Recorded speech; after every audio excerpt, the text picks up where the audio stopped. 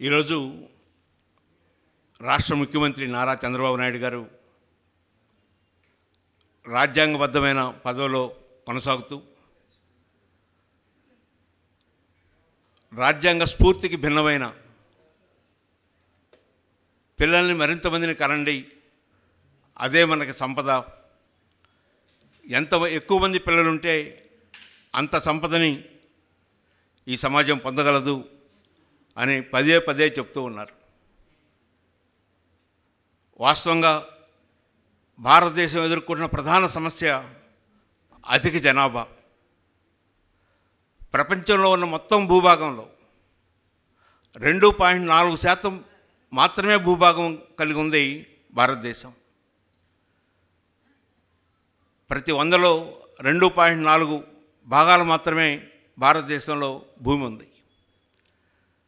కానీ భారతదేశంలో ఉన్న జనాభా ప్రపంచ జనాభాలో 18% ఉంది.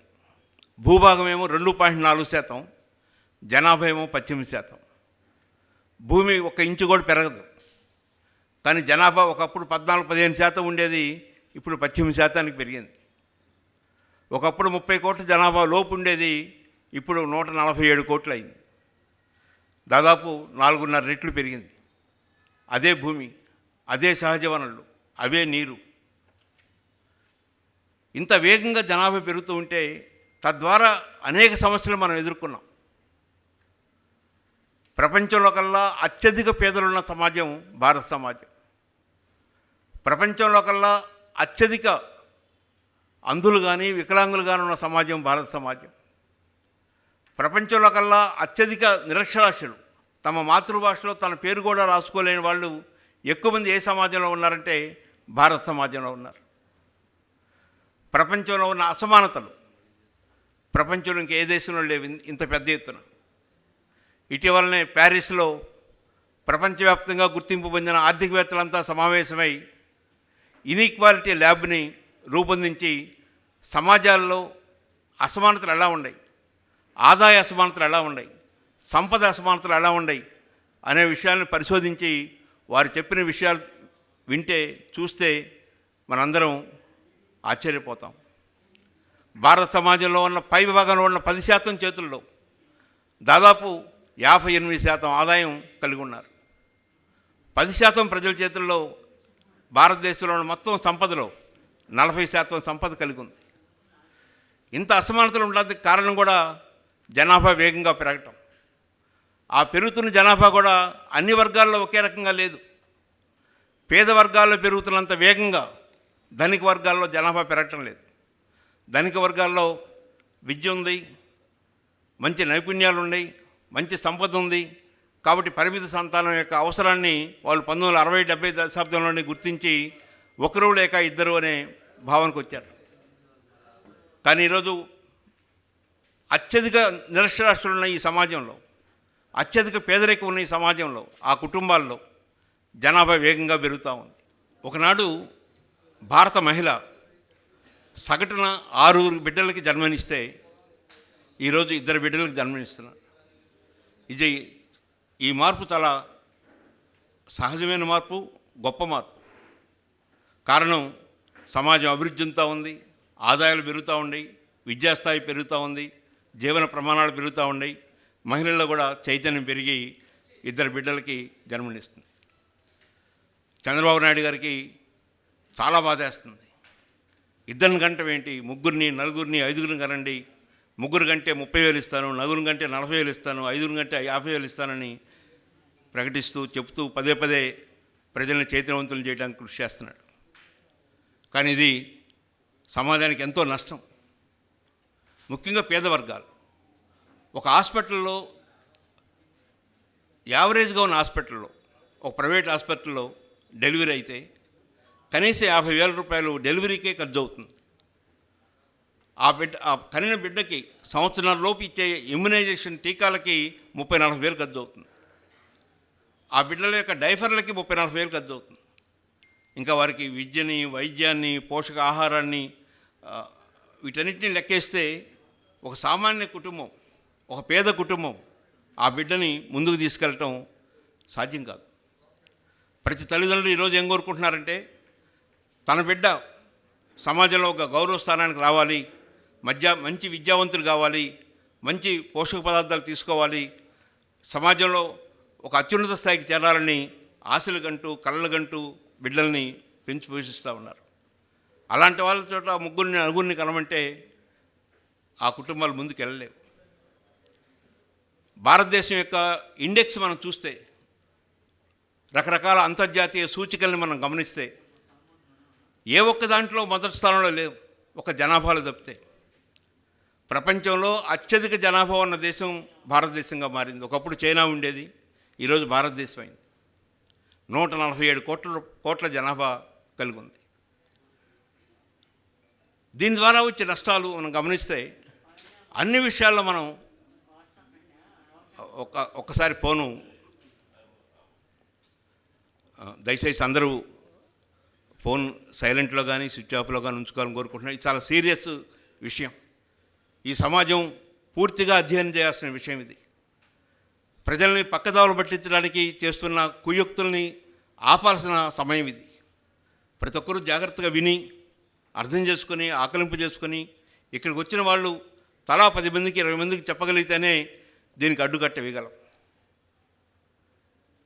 అంతర్జాతీయ ప్రమాణాలు మనం గమనిస్తే మనం చెప్పుకుంటున్నాం, స్థూల జాతీయోత్పత్తిలో భారతదేశం 4వ స్థానంలో ఉంది. త్వరలో 3వ స్థానానికి వస్తాం, భవిష్యత్తులో 1వ స్థానానికి కూడా వస్తాం. చాలా గొప్ప దేశంగా మారుతూ ఉందని పదే చెప్తూ ఉన్నారు. కేంద్ర ప్రభుత్వం చెప్తూ ఉంది. కేంద్ర ప్రభుత్వంతో పాటు అనేక జాతీయ నాయకులు, రాష్ట్ర నాయకులు కూడా చెప్తూ ఉన్నారు. కానీ వాస్తవం ఏంటి? తలసరి ఆదాయం తీసుకుంటే, ఒక్కొక్క వ్యక్తి యొక్క ఆదాయం తీసుకుంటే మనం 136వ స్థానంలో ఉన్నాం ప్రపంచంలో. మన విద్యాస్థాయి తీసుకుంటే, మన మానవ వనరుల అభివృద్ధి తీసుకుంటే 134వ స్థానంలో ఉన్నాం. ఒక మానవుడు సంతోషంగా ఉన్నాడా, ఆనందంగా ఉన్నాడా అనే ఆ సంతోష సూచికని పరిశీలిస్తే 102వ స్థానంలో ఉన్నాం. ఇలా అనేక విషయాలు ప్రపంచవ్యాప్తంగా గమనిస్తే అన్నిట్లో 100 పైన ఉన్నాం. మనందరం అనుకుంటున్నాం భారత సమాజం చాలా వేగంగా అభివృద్ధి అయింది, నైపుణ్యాలు చాలా వికసించినాయి, ప్రపంచం అన్ని దేశాల్లో మన వాళ్ళు ఉన్నారు, అన్ని దేశాల్లో ఉద్యోగ అవకాశాలను పొందుతున్నారని. కానీ ఇక్కడ అవకాశాలు లేక అనేక దేశాలకు వెళ్తూ ఉన్నాం. దాదాపు 4 కోట్ల మంది భారతీయులు వివిధ దేశాల్లో జీవిస్తూ ఉన్నారు. ముఖ్యంగా గల్ఫ్ దేశాల్లో 1 కోటి మంది ఉన్నారు. వారి యొక్క జీవన విధానం చూసినా, అక్కడ వాళ్ళు 2వ తరగతి పౌరులుగా ఎలా జీవిస్తుంది, అక్కడ ముఖ్యంగా మహిళలు ఎలాంటి దుర్భరమైన జీవితాన్ని గడుపుతున్నామో మనం గమనిస్తున్నాం. చాలామంది చెప్తున్నారు, ప్రపంచ మార్కెట్లో, ఉపాధి మార్కెట్లో భారతదేశం ముందుకెళ్తుంది, చాలా వేగంగా ముందుకెళ్తుంది, కాబట్టి ఇంకా ఎక్కువ మందిని కనండి, ఇంకా ఎక్కువ మందిని కానీ ప్రపంచానికి బిడ్డలను అందించండి అని చెప్తూ ఉన్నారు. కానీ అక్కడ ఆ బిడ్డలు ఎలాంటి జీవితం గడుపుతున్నారు, వాళ్ళకి ఎలాంటి హక్కులు ఉంటున్నాయి, వాళ్ళు అక్కడ పరిపాలనలో వాళ్ళ భాగస్వామ్యం ఎలా ఉంది, ఇవన్నీ గమనిస్తే ఏదో అమెరికా లాంటి 1-2 దేశాల్లో మినహా మిగతా అన్ని దేశాల్లో మనం వెనకబడి ఉన్నాం. అమెరికాలో కూడా ట్రంప్ వచ్చిన తర్వాత భారతీయులు ఎన్ని ఇబ్బందులు పడుతున్నారో, ఎంత అభద్రతా భావం ఉన్నారో మనం చూస్తూ ఉన్నాం. భారతదేశం ఒక సంవత్సరానికి పెరుగుతున్న జనాభా ఒకప్పుడు 2.5 కోట్ల మంది ఉండేవాళ్ళు. ప్రతి సంవత్సరం 2.5 కోట్ల మంది పెరిగేవాళ్ళు 1970, 80, 90 దశాబ్దాల్లో. అంటే ఒక ఆస్ట్రేలియా దేశం యొక్క జనాభా, అంత జనాభాని ఒక సంవత్సరం భారతదేశం అదనంగా కలుపుకుంటుంది. అదనంగా పుట్టడం కాదు, పుట్టుతున్న వాళ్ళలో మరణిస్తున్న వాళ్ళని తీసేస్తే అదనంగా పెరుగుతున్న జనాభా ఒకప్పుడు 2.5 కోట్లు ఉండేవాళ్ళు. ప్రపంచంలో 1.5 కోట్లు 1.5 కోట్ల జనాభా ఉన్న దేశాలు 125 దేశాలు ఉన్నాయి. ఎన్ని? 125 దేశాలు ఉన్నాయి. భారతదేశంలో ఈరోజు ప్రతి సంవత్సరం పెరుగుతున్న జనాభా 1.4 కోట్ల మంది. 1.4 కోట్ల జనాభా మాత్రమే కలిగి ఉన్న దేశాలు దాదాపు 125 దేశాలు ఉన్నాయి. అంటే అట్లాంటి దేశాలను మనం ప్రతి సంవత్సరం కలుపుకుంటూ ఉన్నాం.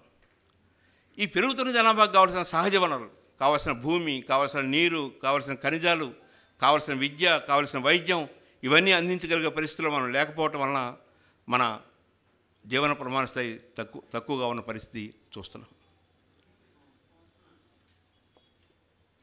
బిడ్డలను ఎక్కువ మందిని కనండి అని చెప్పే వాళ్ళలో ఒక వాదన ఏంటంటే, మా డ్రైవర్ సరిగ్గా పనిచేయటం లేదు, జీతం పెంచమని అడుగుతున్నాడు, గట్టిగా మాట్లాడితే పని మానుకుంటానంటున్నాడు, మా ఇంట్లో పని మనుషులు ఇంతకుముందు 1000-2000 ఇస్తే పనిచేసేవాళ్ళు, నెలకు 10 సార్లు 20 సార్లు తిట్టినా అమ్మగారు అమ్మగారు అంటూ భరించేవాళ్ళు, ఇప్పుడు భరించటం లేదు, ఏ చిన్న తిట్టు తిట్టినా, ఏ చిన్న మందులింపు చేసినా రేపు నుంచి మానుకుంటానమ్మా అంటున్నారు, 2000 చాలవమ్మా, 5000 కావాలి, 10,000 కావాలని అడుగుతున్నారు.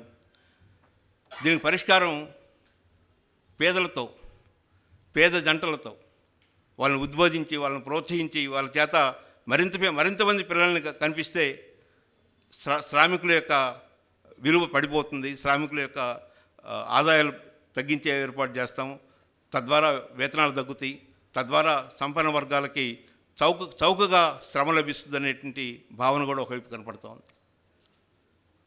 నేను ఒక్కనే కంటాను, నా కొడుకు ఒకటే కంటాడు, నా మనవడు భవిష్యత్తులో ఒకడు కంటాడో తెలీదు, కానీ ప్రజలు మాత్రం ఎక్కువ మందిని కనాలి అని పదే చెప్పటాన్ని జనచైతన్యం తీవ్రంగా ఖండిస్తూ ఉంది. ఈ సమస్య పట్ల ప్రజలందరినీ చైతన్యవంతులను చేయడానికి, ప్రజల్లో ఆలోచనలు తీసుకురావడానికి ఈ చర్చాగోష్ఠిని ఏర్పాటు చేయడం జరిగింది. భారతదేశంలో మనం కేరళ రాష్ట్రాన్ని తీసుకుంటే అక్కడ తక్కువ జనాభా ఉండటం వలన ఆ రాష్ట్రం ఎలాంటి ఫలితాలు పొందినాయో మనం దగ్గరగా చూస్తున్నాం. ఒకే దేశంలో కేరళ 100% అక్షరాస్యత గల రాష్ట్రం. కేరళ మహిళా అక్షరాస్యత కూడా 100% దాదాపు చేరింది. దాని ప్రభావం ఏం కనపడింది అక్కడ 0.6% మాత్రమే జనాభా పెరుగుదల రేటు ఉంది. ప్రతి 1000 మంది బిడ్డల్లో 4-5 మాత్రమే సంవత్సరంలోపు మరణిస్తున్న శిశు మరణాల రేటు ఉంది. భారతదేశంలో దానికి భిన్నంగా ఉంది. భారతదేశ వ్యాప్తంగా 25 మంది చనిపోతున్నారు ప్రతి 1000 మంది బిడ్డల్లో, అక్కడ 6 చనిపోతున్నారు. భారతదేశ వ్యాప్తంగా 1% పైగా జనాభా పెరుగుతూ ఉంది, అక్కడ 0.6% జనాభా పెరుగుతూ ఉంది. భారతదేశ వ్యాప్తంగా 73-74 సంవత్సరాలు మాత్రమే సగటు జీవితకాలం ఉంది, అక్కడ 78 సంవత్సరాల సగటు జీవితకాలం ఉంది. ఇలా చెప్పుకుంటూ వెళితే విద్యా ప్రమాణాలు కానీ, వైద్య ప్రమాణాలు కానీ గణనీయంగా పెరగడానికి కారణం అక్కడ పెద్ద సంపద ఉన్న రాష్ట్రం కాదు, పెద్ద ఖనిజాలు ఉన్న రాష్ట్రం కాదు, పారిశ్రామికంగా వ్యవసాయంగా గణనీయంగా అభివృద్ధి చెందిన రాష్ట్రం కూడా కాదు. కానీ కేవలం అక్షరాస్యత గణనీయంగా పెరగటం వలన దాని ప్రభావం కుటుంబ నియంత్రణ మీద, పరిమిత కుటుంబం మీద కూడా కనపడి ఆ ఫలితాలు మనం చూస్తూ ఉన్నాం. మనం సింగపూర్ని చెప్పుకుంటూ ఉన్నాం, ప్రతిరోజు సింగపూర్ యాత్రకు వెళ్తూ ఉన్నాం. అదొక చిన్న నగరం, 60 లక్షల జనాభా ఉన్న నగరం, మన హైదరాబాదులో కన్నా సగం ఉన్న నగరం అది. కానీ అక్కడ ఉన్న ప్రజలు 100% అక్షరాస్యులు. అక్కడ ప్రజల యొక్క నైపుణ్యాలు గణనీయంగా ఉన్నాయి, విద్యా నైపుణ్యాలు కానీ, వృత్తి నైపుణ్యాలు కానీ, ఇవన్నీ గణనీయంగా ఉన్నాయి. వాటి ప్రభావం మనం చూస్తూ ఉన్నాం. జనాభా ఎక్కువయ్యకుంది, మంచి విద్యని, మంచి వైద్యాన్ని అందించకపోతే ప్రమాణాలు తగ్గి, నైపుణ్యాలు తగ్గి ప్రపంచంలో చులకన భావన ఏర్పడడానికి అవకాశం ఏర్పడుతుంది.